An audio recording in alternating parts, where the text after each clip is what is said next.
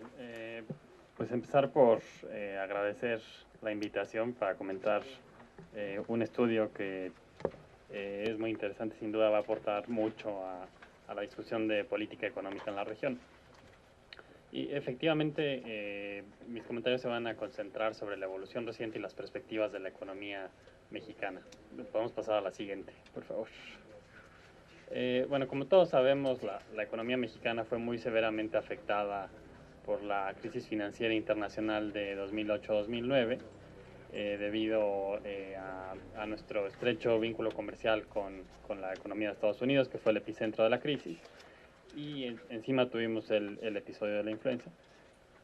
Pero a lo largo de 2010 vimos que la economía mexicana experimentó una recuperación muy sostenida y, como vamos a ver más adelante, hay muchos elementos que nos hacen pensar que este proceso de recuperación va a seguir observándose en 2011. La siguiente, por favor. La siguiente. Listo, gracias. En buena medida, la recuperación de la economía mexicana que vimos durante 2010 se debió a un comportamiento muy favorable de la demanda externa. Entonces, por ejemplo, en términos de nuestras exportaciones no petroleras totales, tenemos que ya regresamos a los máximos históricos que habíamos experimentado previo a la crisis. Y es cierto que en los últimos meses no hemos visto un crecimiento tan vigoroso como el que se vio inmediatamente después de la crisis, pero también es cierto que seguimos viendo tasas consistentemente positivas. El resultado de eso es que, en términos de nuestra participación en el mercado estadounidense, estamos actualmente en nuestros máximos históricos. La siguiente, por favor. Ahora, a raíz de la crisis, obviamente los componentes de la demanda doméstica también sufrieron, como es el caso del consumo privado. Para el caso de la demanda doméstica, la recuperación se ha dado con algo de rezago con respecto a la demanda externa, un patrón que no es atípico en episodios recesivos. Pero también a lo largo de 2010 vimos señales muy claras de un proceso de recuperación del consumo privado. En este caso seguimos abajo de los máximos que alcanzamos antes de la crisis, pero la tendencia es muy positiva y todos los elementos disponibles invitan a pensar que vamos a seguir en esta trayectoria a lo largo de 2011. La siguiente, por favor. En términos del otro gran componente de la demanda doméstica, que es la inversión, también vimos una caída muy abrupta a raíz de la crisis, y en este caso la recuperación se ha rezagado aún más que en el caso del consumo privado. Aunque de nuevo la información de los últimos trimestres empieza a ser positiva y empezamos a ver señales de recuperación claras, y esperamos que en 2011 sigamos por esta tendencia. La siguiente, por favor. Algo que señala el reporte es que el empleo sufrió mucho a raíz de la crisis y, por supuesto, México no fue una excepción. Ahora, lo que sí fue distinto en México que en muchas economías es que se dio una recuperación muy rápida, muy positiva. De modo que ya se recuperaron todos los empleos formales que se habían perdido a raíz de la crisis. Y esta recuperación se compara positivamente con lo que pasó en otros episodios de crisis y en otros episodios de ciclos, digamos, contractivos. Entonces, en la gráfica de la derecha, lo que estamos haciendo es comparar la evolución del empleo en este ciclo reciente, el de 2008-2009, con el de 94-95, que fue la crisis financiera más reciente, y con el de 2001, que fue el ciclo recesivo anterior más reciente. Y lo que vemos es que recuperamos el terreno perdido más rápido en 2008-2009 de lo que se había visto en episodios pasados. Ahora, por supuesto, esto no quiere decir que ya todo está bien y no quede nada por hacer. Como se mencionó anteriormente, efectivamente tenemos el desafío de sostenidamente generar empleos de manera consistente con el crecimiento de la fuerza laboral. Pero sin duda es positivo que nos hayamos recuperado tan rápidamente del choque negativo que representó la crisis. Y un elemento importante es que la recuperación del empleo nos hace pensar que que hacia adelante la demanda doméstica se va a continuar comportando favorablemente. La siguiente, por favor. En términos de inflación, Luis Fonserrada mencionó esto, 2010 fue un año relativamente bueno en México.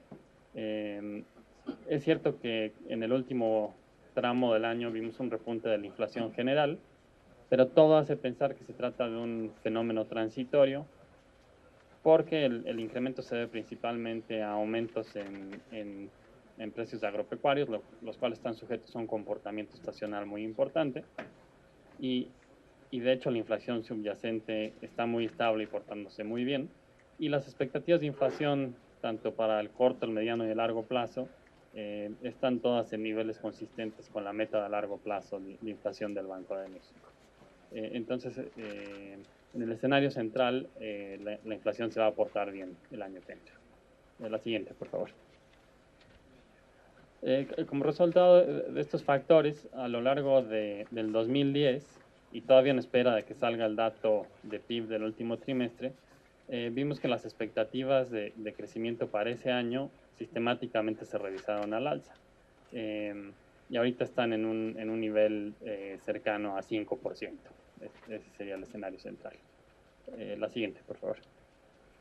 Entonces, esa fue una revisión de la evolución reciente, pasando a las perspectivas. Para empezar, hay elementos para esperar que la demanda externa va a seguir representando una fuente importante de crecimiento para la economía mexicana. Por un lado, tenemos un tipo de cambio que es comparativamente más competitivo al de otras economías a nivel mundial. Y por otro lado, la economía mexicana tiene una posición relativamente favorable en términos del costo de hacer negocios, como lo indica, por ejemplo, la publicación reciente del Doing Business del Banco Mundial. La siguiente, por favor.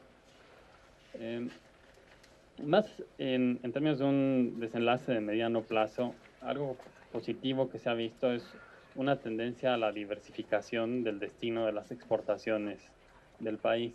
En los últimos 10 años, el porcentaje de las exportaciones del país que se destina a mercados diferentes que el de Estados Unidos se duplicó.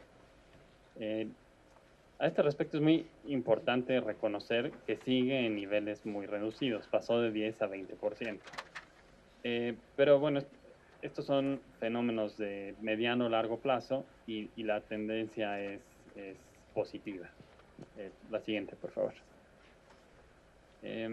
Otro factor que menciona el reporte es que hacia adelante la economía global podría sufrir por la reestructura de los sistemas financieros que fueron afectados por la crisis. Y en este aspecto la economía de México también se sale un poco de la norma.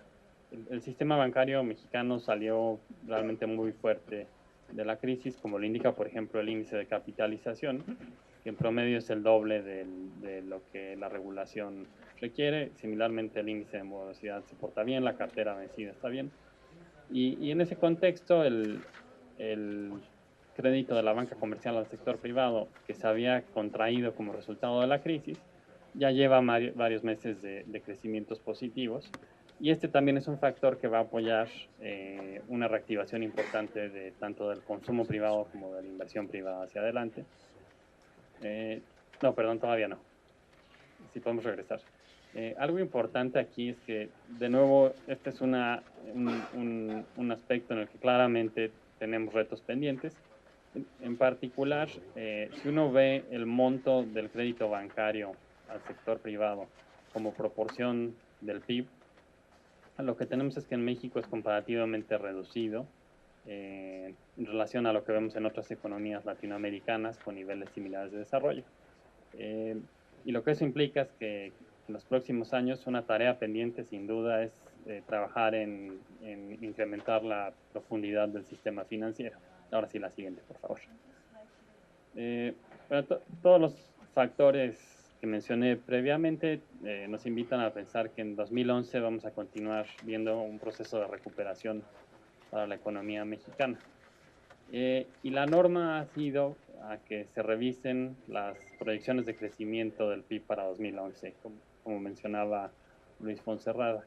En promedio, la revisión que se vio entre enero de 2010 y enero de 2011 fue de 89 puntos base, casi un punto del PIB. Y algo que nos indican los datos es que las revisiones más grandes se dieron en aquellas encuestas o instituciones que ya publicaron sus proyecciones para el mes de enero. Y esto se debe a que en la segunda mitad de diciembre del año pasado, el gobierno de Estados Unidos, más bien en Estados Unidos aprobó el paquete de estímulo fiscal y eso llevó a una revisión de las proyecciones de crecimiento para esa economía, lo que a su vez está llevando a estas instituciones a revisar las proyecciones de crecimiento para la economía mexicana. La siguiente, por favor. Ahora, algo que señala el reporte y que ya mencionaron todos los panelistas es que el entorno económico internacional actual está caracterizado por muchos riesgos que de materializarse tendrían efectos muy grandes. Y un poco partiendo de este diagnóstico que nos parece acertado, hemos trabajado en una estrategia de crear márgenes para hacer frente a posibles choques adversos en el entorno internacional. Entonces, uno, por ejemplo, se refiere al fortalecimiento de los ingresos públicos. Y en ese frente, entre 2004 y 2011, vimos un incremento en los ingresos tributarios no petroleros del sector público de 2 puntos del PIB, partiendo de un nivel de 8 puntos del PIB, eso es un incremento de 25%. Por supuesto, compartimos el comentario de que aún los niveles actuales son muy bajos y por lo tanto una tarea pendiente hacia adelante, seguirlos aumentando. Además de que tenemos que trabajar en hacer más eficiente la estructura impositiva del país. Pero bueno, la tendencia es buena en este sentido. La siguiente, por favor.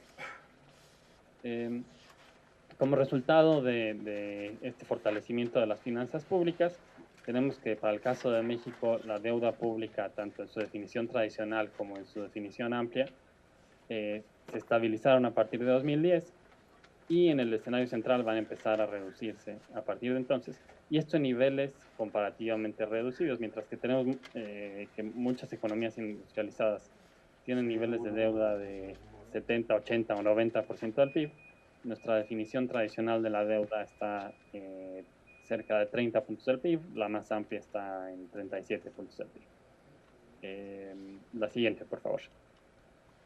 También en términos de manejo de deuda, algo que se ha visto es un incremento de la duración promedio de los bonos mexicanos y los rendimientos se encuentran en niveles comparativamente reducidos. Hasta hace algunos meses estaban en niveles históricamente reducidos.